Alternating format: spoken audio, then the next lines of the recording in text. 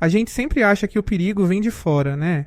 Que o horror desce do céu, que o monstro é aquela coisa que não é da gente, que não fala aí a nossa língua, que não tem a nossa cara. A gente cresceu ouvindo isso, viu? Que um dia alguma coisa ia aparecer lá em cima e que a gente ia ter que se unir, correr, lutar, sobreviver. Só que esse filme aqui, ele faz uma coisa muito cruel com essa ideia. Ele coloca a coisa no céu, deixa ela lá, enorme, faminta, e depois vira a câmera devagar para baixo, pro chão, pra gente, e mostra que o bicho lá em cima é só um bicho. Ele tá com fome, ele tem território, ele engole o que olha para ele, do mesmo jeito que um tubarão engole o que entra na água dele.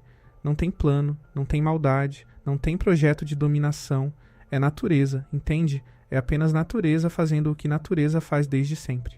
O problema, o verdadeiro problema, tá embaixo. Tá nas pessoas que, quando o abismo finalmente olhou de volta para elas, não correram.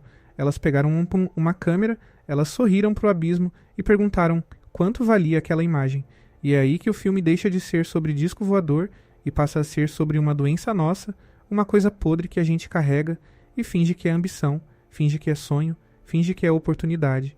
Porque tem uma pessoa naquele filme, uma só, que descobre exatamente como sobreviver àquilo. E mesmo essa pessoa escolhe ficar. Esse é o tamanho do buraco. A saída estava na mão deles e eles preferiram a foto. O filme te vende uma invasão e te entrega um espelho. E o pior é que a gente fica olhando pro céu a história inteira esperando o susto, esperando a nave, esperando o inimigo. E o inimigo tá do lado da gente o tempo todo, respirando, comendo pipoca, filmando.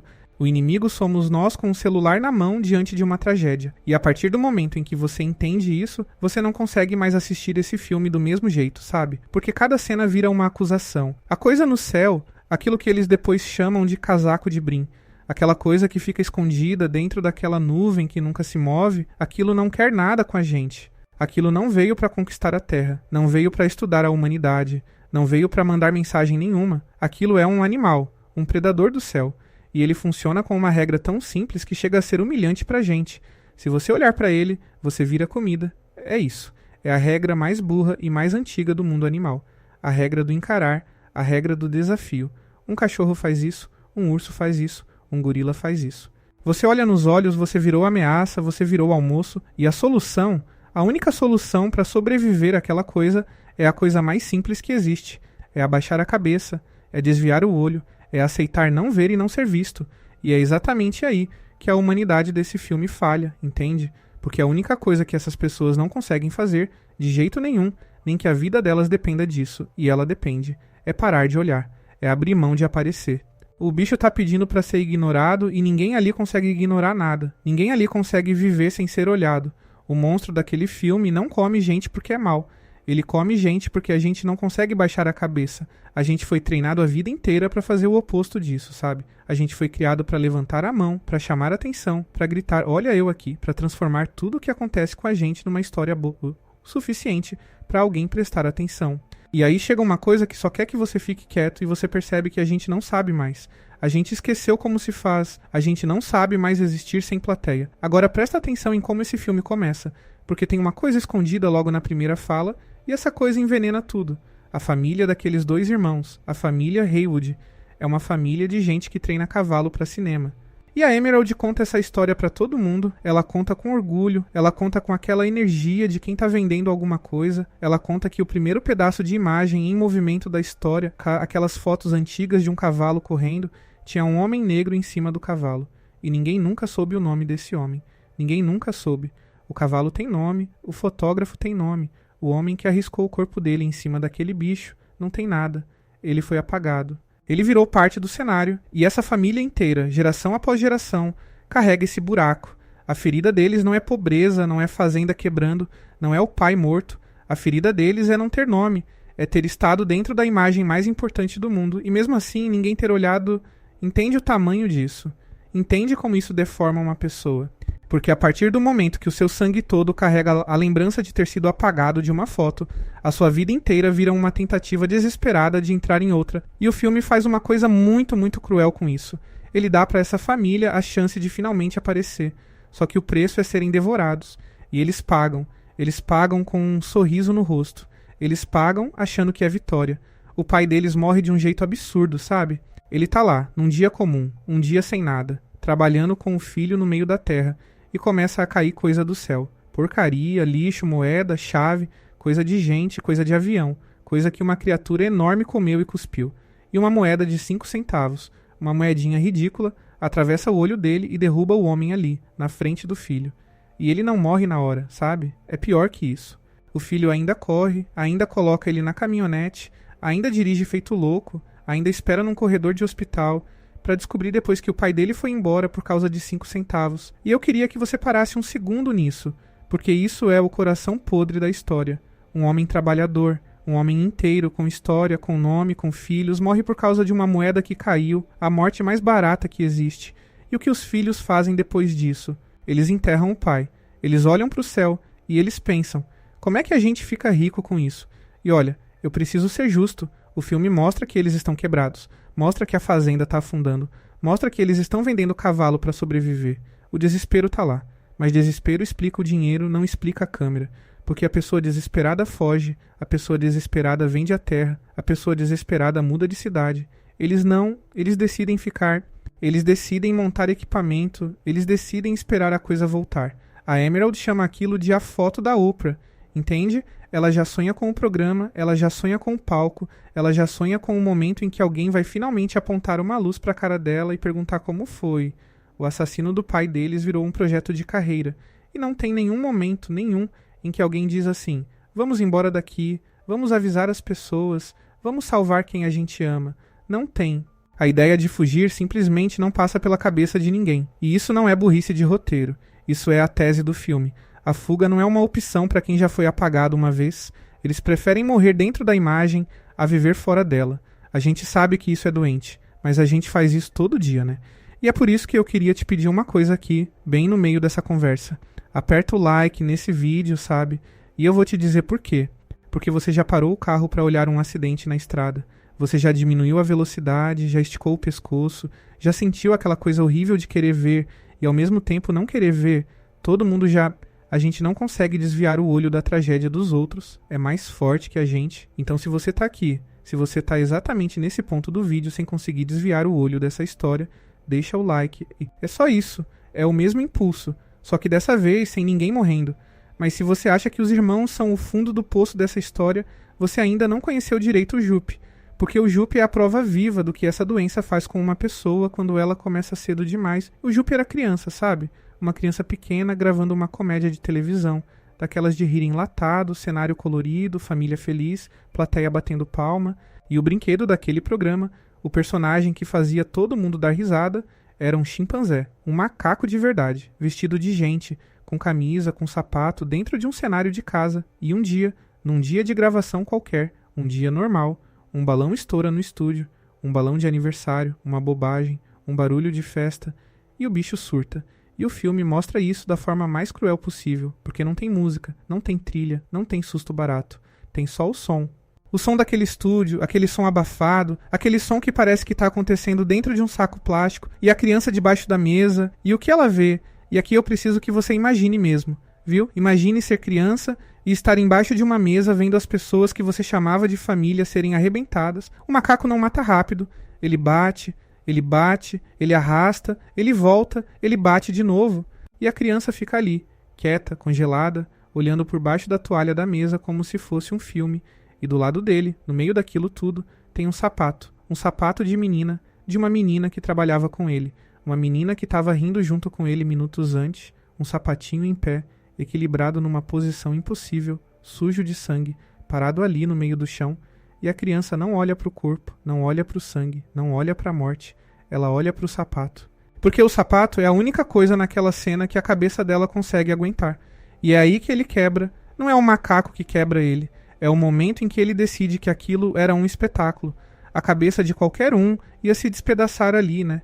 Qualquer um sairia dali sem dormir nunca mais. Qualquer um sairia dali com pavor de barulho, com pavor de gente grande, com pavor de estúdio, com pavor de bicho. Mas o Jupe não quebrou. O Jupe apodreceu. Ele fez uma coisa que só um ser humano faria. Ele pegou o pior dia da vida dele. O dia em que ele viu gente sendo morta a poucos centímetros do rosto dele e transformou aquilo em uma atração. Você entendeu isso? Ele guardou os objetos, ele guardou o sapato, ele montou um quartinho escondido atrás do escritório dele, um quartinho com as roupas do programa, com as fotos, com as lembranças, com os brinquedos, e ele cobra ingresso para mostrar. Ele leva as pessoas lá dentro e conta a história com voz de quem tá contando piada. Ele conta o massacre com sorriso, com tempo de comédia, com pausa pra gente rir. Ele fala do sangue do mesmo jeito que um guia de museu fala de um quadro. E olha, tem um detalhe ali que me arrepia até hoje. Ele fala com orgulho de uma paródia que fizeram do massacre num programa de humor. Uma esquete que ridicularizava o dia em que os amigos dele morreram. E ele acha aquilo ótimo. Ele acha aquilo maravilhoso, porque significa que as pessoas lembram. Entende? A lembrança valia mais que a dignidade. E a menina do sapato, aquela que sobreviveu junto com ele, ficou com o rosto destruído pro resto da vida. E ele fala dela também. E ele fala como quem cita um detalhe curioso do roteiro. O que doeu nele não foi o macaco. O que doeu nele foi o silêncio depois. Foi crescer e ninguém mais olhar. Foi virar adulto pequeno, de terno grande, dono de um parquinho de brinquedo no meio do deserto, com cadeira vazia e plateia rala. Isso doeu mais que o sangue. A morte dos outros virou o último capital que ele tinha. E tem uma coisa ainda pior escondida ali, sabe? Porque a memória que ele guarda daquele dia não é bem a memória do que aconteceu. Ele lembra do macaco vindo na direção dele.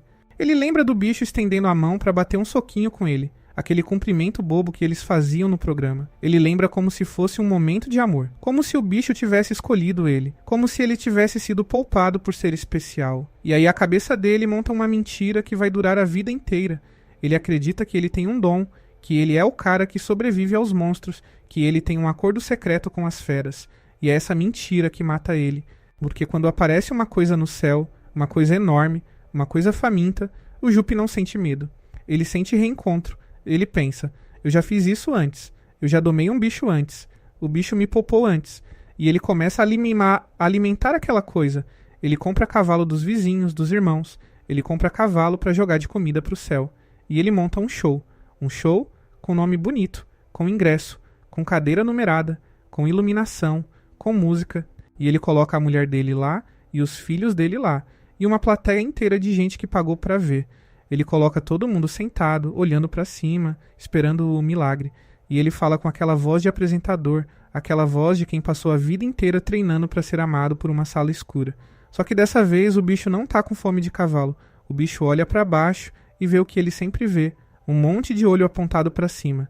E ele engole todo mundo, engole a plateia inteira, engole o Jupe, engole a família dele. E o filme mostra o que acontece lá dentro. E é a coisa mais claustrofóbica que eu já vi. Aquela parede vermelha, aquele corredor de carne, as pessoas ainda vivas, ainda gritando, ainda vestidas, ainda com o ingresso na mão, sendo empurradas para dentro daquilo e o sangue caindo depois em cima da casa dos irmãos como uma chuva. E sabe qual é a parte que me destrói? A morte do Jupe não é uma tragédia. Não dá pra chorar por ele.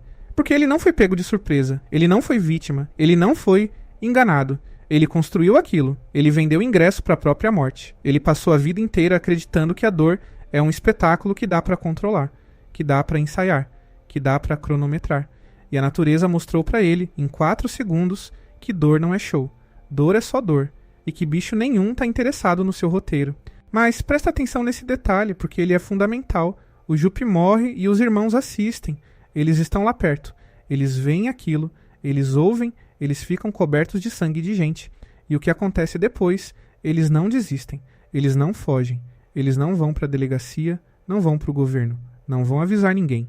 Eles voltam para a fazenda e continuam montando o equipamento. Eles acabaram de ver dezenas de pessoas sendo mastigadas vivas, e a conclusão que eles tiram é que a foto ficou ainda mais valiosa. É isso, viu? É exatamente isso que o filme quer que você entenda. Nenhum massacre serve de aviso, nenhum massacre quebra o feitiço, nada quebra. Porque o vício não é por dinheiro. O vício é por importância. Eles querem ser aqueles que provaram, aqueles que mostraram, aqueles que finalmente foram vistos. O dinheiro é só a desculpa que eles dão um pro outro para não precisarem dizer em voz alta que estão dispostos a morrer por atenção. E agora eu preciso falar do OJ, porque o OJ é a peça mais dolorosa desse quebra-cabeça. Ele é o irmão calado, o que fala pouco, o que baixa o chapéu, o que passou a vida perto de bicho e por isso entende bicho. E é ele sozinho, quem descobre a regra. É ele quem percebe que a coisa ataca quem olha. É ele quem percebe que a coisa engole quem encara. É ele quem grita para não olharem, quem manda abaixar a cabeça, quem entende antes de todo mundo que dá para viver ali embaixo daquilo em paz, contanto que ninguém desafie, entende o peso disso. A saída existia, a saída estava escrita na cara dele, Ele podia ter juntado a irmã, ter juntado os cavalos, ter descido a estrada e nunca mais voltado. E ele não desce, ele fica. E ele fica sabendo exatamente o que aquilo faz com as pessoas. E no final ele faz uma coisa ainda mais cruel consigo mesmo. Ele se oferece de isca, ele coloca o próprio corpo na frente da criatura de propósito, para segurar ela no lugar, para dar tempo da irmã conseguir a imagem. E olha, tem quem diga que isso é amor de irmão. E tem um pouco disso, tem sim. Mas é amor pelo quê?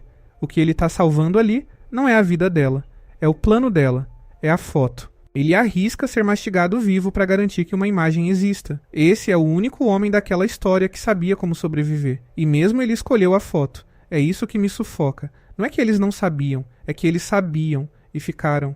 E aí entra o fotógrafo. E o fotógrafo é o retrato mais escancarado dessa doença. Aquele senhor velho, calado, com a voz arrastada, que passou a vida inteira filmando animais em lugares impossíveis, filmando guerra, filmando fome, filmando o que ninguém quer olhar. Ele fala pouco, e cada frase dele é um caixão. Ele fala de gente morrendo na frente da lente dele e fala como se estivesse comentando o clima. E quando ele finalmente vê a criatura de perto, quando ele finalmente entende o que aquilo é, ele não corre, ele para. Ele para no meio do caminho com a câmera na mão e fica olhando, e ele não tá tentando registrar mais nada, entende? Esse é o ponto. A câmera já nem importa. Ele quer ver. Ele quer estar perto. Ele passou a vida inteira olhando o mundo através de um vidrinho e quando aparece a coisa mais impossível de todas, ele decide entrar nela. Ele dirige para dentro da boca daquele bicho, ele se entrega e ele morre com aquela expressão de quem finalmente achou o que procurava. E eu fico pensando nisso, sabe? Quantas horas de vida esse homem trocou por imagem. Quanta coisa ele viu sem sentir. Quanto ele se anestesiou até chegar no ponto em que ser engolido vivo pareceu um preço razoável por um segundo de visão. Tem também o rapaz da loja de eletrônicos, o Angel, que é talvez o único ali que age como uma pessoa normal deveria agir. E mesmo ele, olha só, mesmo ele fica... Ele podia ir embora, ele podia voltar para a vida dele, ele instala as câmeras e pronto. E acabou o trabalho dele. Mas ele fica grudado na tela, ele fica olhando a fazenda pela internet, sozinho, dentro da casa dele, com aquela luz azul na cara. Ele fica vidrado do mesmo jeito que a gente fica vidrado numa transmissão ao vivo de uma coisa horrível acontecendo do outro lado do mundo. E tem o rapaz da moto, aquele que aparece no meio do caos, o cara que atravessa o deserto atrás de uma imagem para vender, e ele cai, e ele fica caído no chão, com o corpo arrebentado, morrendo, e a última coisa que ele faz na vida não é pedir socorro, não é chamar a mãe, não é rezar, é se preocupar com o equipamento. O cara tá morrendo, e o que sobra dentro dele é a preocupação com o material. Entende o nível de vazio. Entende como a pessoa some por dentro e o instinto de palco continua funcionando sozinho, feito máquina, mesmo depois da alma já ter ido embora. Esse filme tá cheio dessas pessoas, e o mais aterrorizante é que nenhuma delas parece estranha. Todas elas parecem gente que a gente conhece. Todas elas parecem a gente. E é aqui, mais ou menos aqui, que eu queria te fazer uma pergunta muito específica. O que você arriscaria perder? Perder de verdade. Só para garantir que o mundo inteiro olhasse para você por um segundo só. Pensa nisso com sinceridade antes de responder. E se essa pergunta incomodou você, se ela mexeu em alguma coisa aí dentro, se inscreve no Dominadamente. Eu tô pedindo de coração, viu? Sem enrolação. Falta muito pouco pra gente bater 1000 inscritos. E cada pessoa que aperta ali faz diferença de verdade nesse canal. É um clique, é de graça e é o que mantém essas histórias existindo.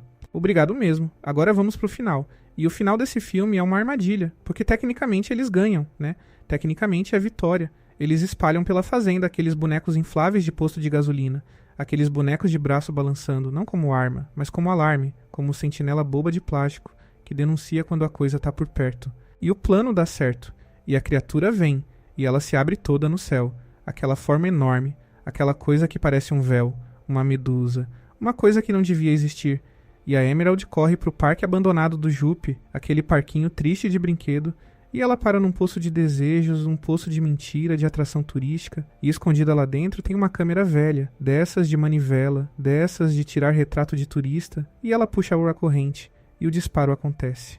E enquanto isso, a criatura engole aquele balão gigante do bonequinho de propaganda do parque. Aquele boneco enorme, sorridente, de plástico, com chapéu, engole achando que é gente, achando que é comida, achando que é mais um olho apontado para ela, e estoura por dentro.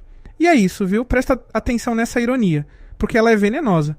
O que mata aquele bicho não é coragem, não é arma, não é exército. É um boneco de publicidade. É um pedaço de plástico feito para chamar a atenção. A coisa morre engasgada com propaganda. E a Emerald consegue a imagem, e a poeira baixa, e lá longe, no fim da estrada de terra, aparece uma figura em cima de um cavalo, o irmão dela, ou pelo menos é isso que ela vê, sabe? O filme não jura pra você que aquilo é real, ele deixa a dúvida pendurada ali no ar, deixa aquele último quadro tremendo entre a esperança e a alucinação, e a música sobe, e é o momento em que a plateia deveria sorrir. Mas eu te peço que você não sorria. Eu te peço que você olhe para aquela cena com todo o peso que ela merece. Porque o que aconteceu ali não foi salvação, foi troca. Eles trocaram tudo por uma foto. O pai deles morreu por causa disso. Dezenas de estranhos foram digeridos vivos por causa disso. O rapaz da moto morreu, o fotógrafo se entregou, a fazenda virou cemitério, e o que sobrou nas mãos deles é um pedacinho de papel com a imagem de um monstro. E o que me sufoca não é nem o preço, é a reação deles. Porque não tem luto ali. Não tem aquele momento em que a pessoa senta no chão e desaba. Não tem choro pelo pai. Não tem choro pela plateia que virou chuva de sangue em cima da casa deles. Tem alívio. Tem aquele alívio específico de quem terminou um trabalho. Eles olham para o céu vazio e o que eles sentem é que valeu a pena. Eles olharam para o mesmo bicho que mastigou o pai deles, que mastigou crianças, que mastigou famílias inteiras sentadas em cadeira de plástico. E a única emoção que sobrou dentro deles é a satisfação de ter conseguido a imagem perfeita. E isso, pra mim, é o horror maior do filme inteiro. Isso é mais assustador que o corredor de carne, mais assustador que a chuva de sangue, mais assustador que o macaco. Porque a criatura, coitada, era só um animal com fome. Ela nunca quis nada da gente. Ela só passava por ali, ela só queria comer e ser deixada em paz. E a gente insistiu, a gente cutucou, a gente alimentou, a gente montou arquibancada, a gente vendeu ingresso, a gente apontou lente, a gente correu pra dentro da boca dela batendo palma. O bicho não invadiu nada. O bicho foi convidado, e é por isso que o nome do filme faz tanto sentido, sabe? Aquele não olhe. Porque a salvação, do começo ao fim, sempre esteve disponível. Era só não olhar. Era só abaixar a cabeça e deixar aquela coisa ir embora. A vida inteira daquelas pessoas poderia ter continuado normal. Com fazenda, com cavalo, com jantar, com discussão boba de irmão, com aniversário, com sono. Bastava não olhar. E nenhum ser humano naquele filme foi capaz disso. Nenhum. Nem o que sabia da regra. Nem o que descobriu o segredo. E eu não consigo parar de pensar que a gente também não seria... Porque a gente já vive assim, viu? A gente já filma briga na rua em vez de separar. A gente já transmite ao vivo a desgraça de estranho. A gente já pega a pior coisa que aconteceu com a gente e transforma em conteúdo, em texto bonito, em legenda, em história para contar em entrevista. A gente já aprendeu a lucrar com a própria ferida e a chamar isso de superação. O Jupe não é um monstro esquisito de filme. O Jupe é um cara que fez terapia com plateia, e a gente faz isso todo santo dia, só que com menos sangue e mais curtida. A parte mais cruel de tudo é aquela história do começo, do homem sem nome em cima do cavalo. Porque no final, quando a Emerald consegue a foto, quando ela finalmente entra para a história, o filme não celebra isso. O filme deixa a sensação de que o ciclo só se fechou de um jeito torto. Um antepassado foi apagado de uma imagem e a descendente dele, 100 e tantos anos depois, entrega tudo o que tem para caber dentro de outra. E o preço de existir na foto é não ter mais nada fora dela. E a pergunta que fica pendurada no ar, aquela que não sai da minha cabeça, é essa aqui. Será que ela ganhou nome? Ou será que ela só virou a mulher da foto do monstro? Porque tem uma diferença enorme entre ser lembrado e ser visto, entende? Ser lembrado é o que a gente quer. Ser visto é o que a gente aceita em troca. E a gente aceita cada vez menos, a gente aceita um segundo, a gente aceita um número, a gente aceita um pico de audiência. A verdade sombria desse filme é que ele não é sobre alienígena. Nunca foi. Ele é sobre uma espécie que perdeu o instinto de sobrevivência e ganhou o instinto de palco no lugar. A gente trocou o medo pela vontade de aparecer. E quando você troca isso, você fica indefeso, porque o medo é o que salva bicho. O medo faz o coelho correr. O medo faz o veado desviar. O medo faz o macaco subir na árvore. A gente é o único animal que vê o predador e pensa se aquilo dá visualização. E quando chegar a nossa vez, e vai chegar, seja lá qual for o formato da coisa que vier, eu tenho quase certeza do que a gente vai fazer. A gente não vai correr, a gente vai levantar o braço, vai enquadrar direitinho, vai procurar o melhor ângulo, a gente vai querer aparecer bonito na última imagem, porque no fim das contas, e é isso que esse filme cravou na minha cabeça e não sai mais, a gente virou uma sociedade que aceita ser devorada, desde que a gente saia bem na foto. E aí, quando as luzes se acendem e a história acaba, sobra aquele silêncio esquisito, Aquele silêncio de quando você entende que o filme não estava falando de uma fazenda no meio do deserto. Ele estava falando de você deitado na cama, com a tela iluminando o seu rosto no meio da madrugada, incapaz de desviar o olho. A criatura já passou por cima da gente faz tempo, sabe? Ela só não precisou abrir a boca. A gente entrou sozinho.